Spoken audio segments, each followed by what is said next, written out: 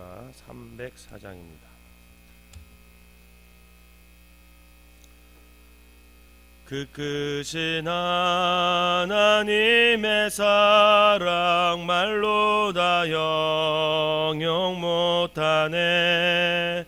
저 높고 높은 별을 넘어 이 낮고 낮은 땅 위에 죄범한 영혼 구하려 그 아들 보내사 화목제물 삼으시고 죄 용서하셨네. 하나님 크신 사랑은 증량 다 못하네. 영원히 변치 않는 사랑 성도여 찬양하세. 괴로운 시절 지나가고 땅 위에 영화세할 때 주 믿지 않던 영혼들은 큰 소리 외쳐 울어도 주 믿는 성도들에게 큰 사랑 베푸사 우리의 죄 사했으니 그네 잊을까. 하나님 크신 사랑은 증량 다 못하네. 영원히 변치 않는 사랑 성도여 찬양하세. 하늘을 두루마리 삼고 바다를 먹물 삼아도 한없는 하나님의 사랑 다 기록할 수 없겠네.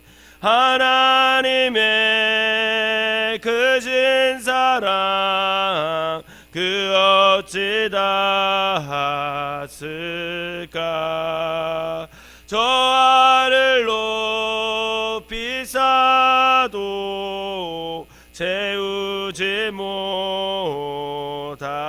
못하리. 하나님 크신 사랑은 증량 다 못하네. 영원히 변치 않는 사랑 성도여 찬양하세. 아멘. 사도신경으로 신앙 고백드리도록 하겠습니다. 전능하사 천지를 만드신 하나님 아버지를 내가 믿사오며 그 외아들 우리 주 예수 그리스도를 믿사오니 이는 성령으로 잉태하사 동정녀 마리아에게 나시고 본디오 빌라도에게 고난을 받으사 십자가에 못 박혀 죽으시고 장사한 지 사흘 만에 죽은 자 가운데서 다시 살아나시며 하늘에 오르사 전능하신 하나님 우편에 앉아 계시다가 저리로서 산 자와 죽은 자를 심판하러 오시리라. 성령을 믿사오며 거룩한 공회와 성도가 서로 교통하는 것과 죄를 사하여 주시는 것과 몸이 다시 사는 것과 영원히 사는 것을 믿사옵나이다. 아멘. 오늘 함께 보실 말씀은 예레미야 16장 말씀입니다. 예레미야서 16장 말씀 제가 한 절 읽고 여러분들이 한 절 읽고 21절은 다 같이 읽도록 하겠습니다. 여호와의 말씀이 또 내게 임하여 이르시되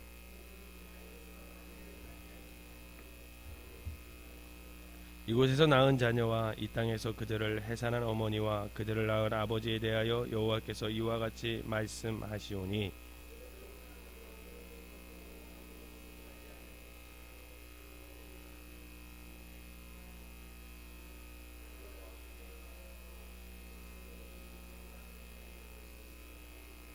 여호와께서 이와 같이 말씀하시되 초상집에 들어가지 말라. 가서 통곡하지 말며 그들을 위하여 애곡하지 말라. 내가 이 백성에게서 나의 평강을 빼앗으며 인자와 사랑을 제함이라. 여호와의 말씀이니라.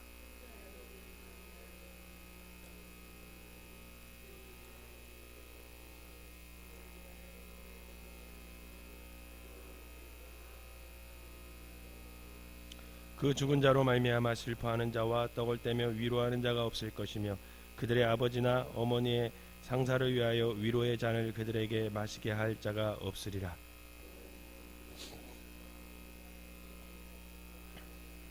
만군의 여호와 이스라엘 하나님께서 이와 같이 말씀하시니라. 보라, 기뻐하는 소리와 즐거워하는 소리와 신랑의 소리와 신부의 소리를 내가 내 목전 내 시대의 이곳에서 끊어지게 하리라.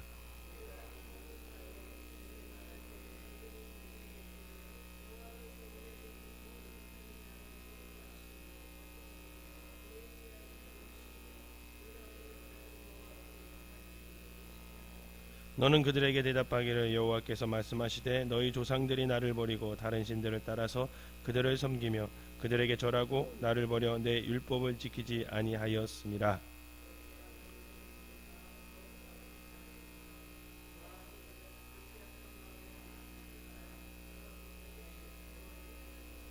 내가 너희를 이 땅에서 쫓아내어 너희와 너희 조상들이 알지 못하던 땅에 이르게 할 것이라.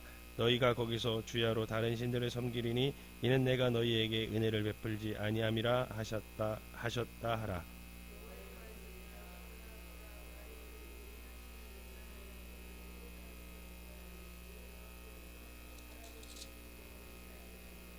이스라엘 자손을 북방 땅과 그 쫓겨났던 모든 나라에서 인도하여 내신 여호와께서 살아계심을 두고 맹세하리라. 내가 그들을 그들의 조상들에게 준 그들의 땅으로 인도하여 드리리라.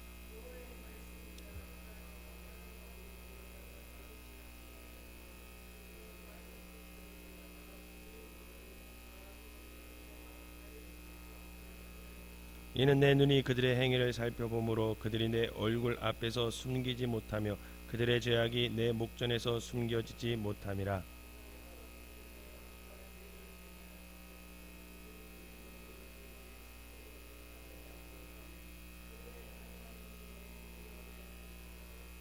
여호와 나의 힘 나의 요새 환난 날의 피난처시여 민족들이 땅 끝에서 주께 이르러 말하기를 우리 조상들의 계승한 바는 허망하고 거짓되고 무익한 것뿐이라. 여호와께서 이르시되 보라, 이번에 그들에게 내 손과 내 능력을 알려서 그들로 내 이름이 여호와인 줄 알게 하리라. 아멘. 이 새벽에도 하나님의 은혜가 여러분들과 함께 하시기를 주님의 이름으로 축원합니다. 어렸을 때 제가 살던 곳은 굉장히 시골이었습니다. 그래서 옆집에서 일어나는 일들을 다 알 수 있었어요. 왜냐하면 아파트도 하나도 없었고 담도 낮아가지고 이렇게 보면 저희 옆집이 다 보이고 뭐 그런 동네였죠. 그래서 큰 소리가 나면 저 무슨 일이 있구나 이런 걸 다 아는 그런 시골이었습니다. 특별히 시골에서 이제 아이들을 어르신들이 기를 때 보면 때로는 아이들을 훈계하는 게 어떤 뭐 이렇게 이성적으로나 잘 배워서 혼내는 게 아니라 그냥 말 안 들으면 몽둥이로 들고 아무데나 막 때리고 그러는 분들도 계셨어요. 정말 이성을 잃어서 사정없이 그냥 막 때리는 그런 어른들이 있으셨습니다. 가끔 성경을 보면 하나님께서도 그런 모습이 있는 거 아닌가? 이런 생각이 들을 때가 있어요. 정말 너무 무섭게 혼을 내시는 하나님, 너무 무섭게 심판하시는 하나님, 그런 하나님을 만나는데 오늘 본문이 바로 그런 하나님인 것 같은 느낌이 들 때가 있습니다. 2절에 보면 하나님께서 예레미야에게 아내를 낳거나 자녀를 낳지도 말아라 이렇게 얘기를 하죠. 이유는 너희가 어차피 낳아도 독한 병에 걸려서 죽을 것이고 아무도 울어줄 사람도 없고 묻어줄 사람도 없이 다 죽을 것이다. 그렇게 얘기를 해요. 그 죽은 사람들이 그렇게 땅 위에 나뒹 거는 썩은 시체 거름덩이가 될 것이니까 너희들 아내를 맡거나 자녀를 낳지도 마라. 즉 하나님께서는 유다가 곧 망할 것이고 곧 심판받을 것이다, 이렇게 얘기를 하셔요. 뿐만 아닙니다. 5절에 보면 하나님께서 예레미야에게 초상집에 가지도 마라, 그렇게 얘기하세요. 곡하지도 말고 유가족을 위로하여 주지도 말라, 이렇게 말합니다.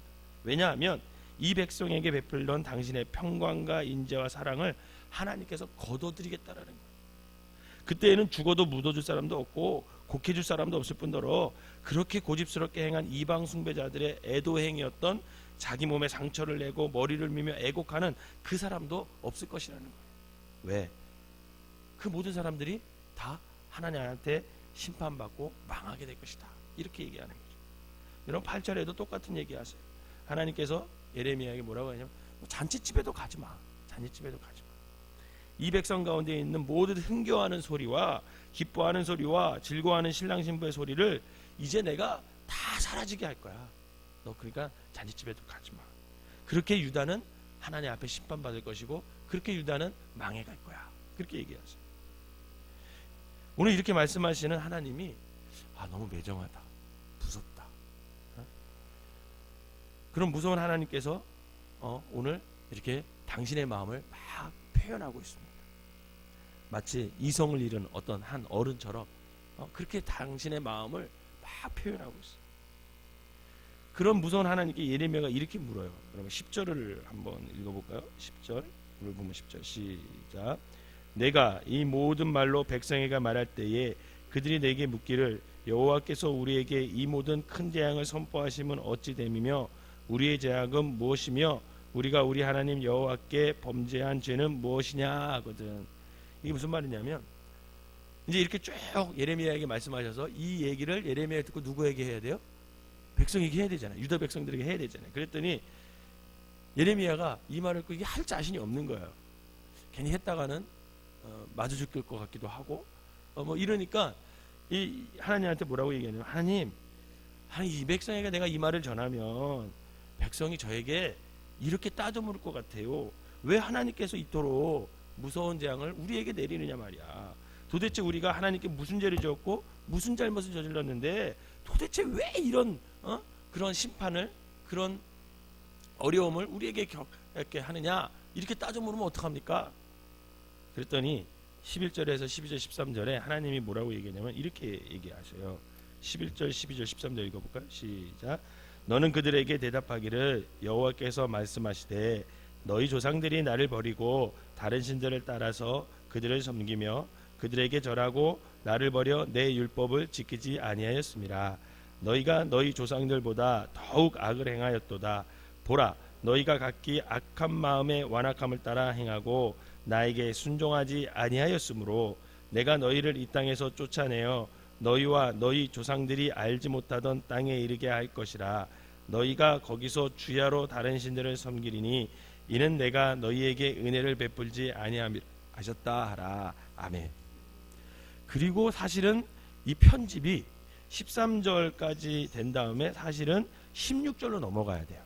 그리고 나서 16, 17, 18절 다음에 사실 14, 15절이 그 뒤에 와야 되는데 와야 문장이 매끄럽게 잘 이어져요. 그러면서 13절 뒤에 16, 17, 18절에 뭐라고 얘기하냐면 하나님께서 많은 어부를 불러다가 이스라엘 백성을 다 낚아내 버리겠다, 그렇게 얘기하세요. 또 많은 포수들을 불러다가 이스라엘 백성을 다 사냥하여 사륙하겠다, 이렇게 얘기합니다. 그렇게 이스라엘은 죄악으로 인해 곧 심판받을 것이고 죄악으로 인해 곧 망하게 될 것이다 라고 하는 것이 오늘의 하나님의 말씀입니다. 참 무서운 하나님, 심판의 하나님을 볼 수가 있는 거죠. 그런데 여러분, 하나님께서 정말 그렇게 무섭게 이스라엘 백성을 심판하기를 원하실까? 왜 하나님께서 이런 모습으로 무섭게 그냥 이성을 잃은 것 같은 어떤 어른처럼 그렇게 막 당신의 감정을 막 표현하실까? 왜 그럴까? 정말 이게 하나님의 본심일까? 그게 아니라는 거예요. 14절 16절을 한번 읽어봅시다. 여러분 14절 16절 14절 15절 시작. 여호와의 말씀이니라. 그러나 보라, 날이 이르러니 다시는 이스라엘 자손을 애굽 땅에서 인도하여 내신 여호와께서 살아계심을 두고 맹세하지 아니하고 이스라엘 자손을 북방 땅과 그 쫓겨났던 모든 나라에서 인도하여 내신 여호와께서 살아계심을 두고 맹세하리라. 내가 그들을 그들의 조상들에게 준 그들의 땅으로 인도하여 드리리라. 아멘. 여기 14절에서 15절에 보니까 히브리어 원문에 보면요, 그러나 이렇게 시작해요. 사실 그러나 하나님께서 이 못나고 악독한 이 백성, 우상 숭배하는 이 백성, 하나님께 등을 돌린 백성, 하나님 말씀에 순종하지 않는 이 백성을 심판할 수밖에는 없지만, 그러나 내가 그렇게 매를 들어야만 하지만 그러나 이렇게 얘기해요. 단순히 인과응보의 논리로 인한 단순한 어떤 심판, 보응, 그런 결과가 아니라는 거예요. 그 심판이 하나님의 본심은 그게 아니라는 거. 하나님의 본심은 백성아, 이전에 너희가 애굽 땅에서 인도해낸 여호와 하나님, 그 하나님을 고백했지 않았냐. 너희가 애굽 땅에서 인도해낸 여호와 하나님, 그 출애굽 하나님 너희가 알렸지. 그러나 이제는 그 하나님으로 내가 너희에게 다시 맹세하는 게 아니라, 지금 이제 심판받은 후에 너희가 포로로 끌려간 그 북방 땅, 그 쫓겨났던 모든 나라에서 인도해낸 여호와 하나님, 그 하나님을 너희가 알게 될 거라는 거예요. 애굽의 하나님의, 애굽에서 탈출한 하나님도 나지만 이제는 너희가 그 포로로 끌려갈 것이고 그 북방 땅에 가서 모진 고생을 하겠지만, 그 거기서 다시 너희들을 인도하여 내시는 하나님, 그 하나님을 너희가 볼 거라는 거예요. 다시 말해, 나는 잠시 지금 매를 들지만 그러나 곧 너희를 다시 이 땅으로, 내가 너희에게 준 이 땅으로 반드시 인도해 줄 거야. 나의 본심은 이렇게 심판의 목적이 아니라, 너희가 망하는 것이 목적이 아니야. 너희가 나를 좀 알기를 바래. 내 이름이 여호와 하나님의 이름, 여호와의 줄을, 이 일을 통해서 너희가 좀 알았으면 좋겠어. 나를 좀 알았으면 좋겠어. 그 안타까움이 지금 하나님의 마음에 담겨져 있는 겁니다. 그래서 19절과 20절에 기록된 예레미야의 기도에 21절에 하나님께서 이렇게 답하시죠. 마지막 21절 한번 읽어볼까요? 시작. 여호와께서 이르시되 보라, 이번에 그들에게 내 손과 내 능력을 알려서 그들로 내 이름이 여호와인 줄 알게 하리라. 아멘. 이게 바로 하나님의 본심이다. 하나님께서 21절에 이렇게 얘기하는 거죠. 그러게 말이다. 내가 이번에도 이 백성에게 내 손과 능력을 보여서 저들로 하여금 내 이름이 여호와인 줄을 꼭 알리고 싶어. 이렇게 심판하는 하나님이 아니라, 다시금 그 심판받을 수밖에 없는 백성들을 그 북방민족에게 포로가 끌려갈 터인데, 내가 다시 그들을 이 땅으로 인도하여 낼 하나님, 그 하나님이면 너희들이, 얘네들이 좀 알았으면 좋겠다 예레미야야, 이렇게 얘기하는 거예요. 저 지독스러운 죄악의 질병을 고칠 방도가 이 심판밖에 없어서, 내가 지금은 저들을 심판하고 때리고 하지만 저들로 하여금 이 일을 통해서 내 이름이 여호와인 줄 알았으면 좋겠어. 그 길밖에 없기 때문에 내가 저들에게 매를 드는 것뿐이야. 그런데 과연 이 일을 통해서도 그 백성들이 나를 알 수 있을까? 내 이름을 알 수 있을까? 이게 하나님의 마음이야. 여러분, 화내시는 하나님, 혼내시는 하나님, 심판하시는 하나님, 그 하나님도 사랑의 하나님임을 믿으시길 바랍니다. 예언서에 나오는 하나님의 분노, 심판의 그림은 하나님의 성품을 설명하는 게 절대로 아니에요. 하나님의 이성을 읽고 사람을 심판하시는 그런 무서운 모습을 부각시키는 그런 것 때문에 이 심판의 하나님을 그리고 있는 것이 아닙니다. 하나님의 분노의 본래 의도는 뭐냐면, 하나님의 분노를 자아내는, 하나님의 심판밖에는 답이 없는 그 악독한, 망가질 대로 망가진, 폐역할 정도가 진짜 이제 도를 넘어선, 선을 넘어선 그 죽을 수밖에 없는, 아니 죽어 마땅한 그 무력한 그 아담의 죄들을, 그 아담의 삶의 모습들을 하나님께서 들춰내고 그들로 하여금 그 죄 앞에서 자신들이 직면하기를 바라는, 그래서 자신이 죄인이구나 이것을 깨닫게 하기 위해서 하나님이 심판하시는 거지, 사실은 하나님의 심판은 하나님의 본성이 아니라는 것. 즉 하나님의 심판은 그 망함, 심판을 받을 수밖에 없는 우리의 인생의 그 상태와 실체가 이렇게까지 구제불능한 한 인생이구나, 이것을 깨닫게 해주시도록 하나님께서 우리를 심판하시는 거죠. 그런데 이 못난 인생인 우리를, 그렇게까지 망가지고 찢겨진 우리를 하나님께서는 절대로 포기하지 않으심을 믿으시길 바랍니다. 하나님은 또 찾아오세요. 그리고 설득하세요. 다시 살리시고 또다시 그 죄악 가운데서 이끌어 내리시려고 합니다. 그래서 결국 하나님의 아들 예수 그리스도를 나무에 못 박아 죽이면서까지 우리 인생들을 그 죄악 가운데서 건져주시는 거죠.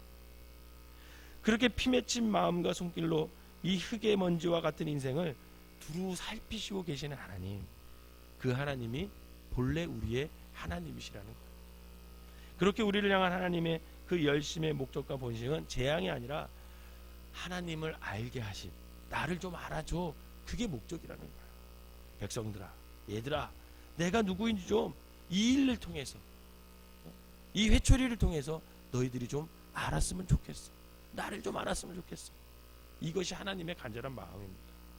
사랑하는 성도 여러분, 하나님께서 오늘 한날도 우리에게 허락하신 이유는 오늘 우리 앞에 펼쳐진 이 다양한 사건들과 이 다양한 상황과 시간들은 하나님께서 열어놓으신 다 각자의 목적이 있어요.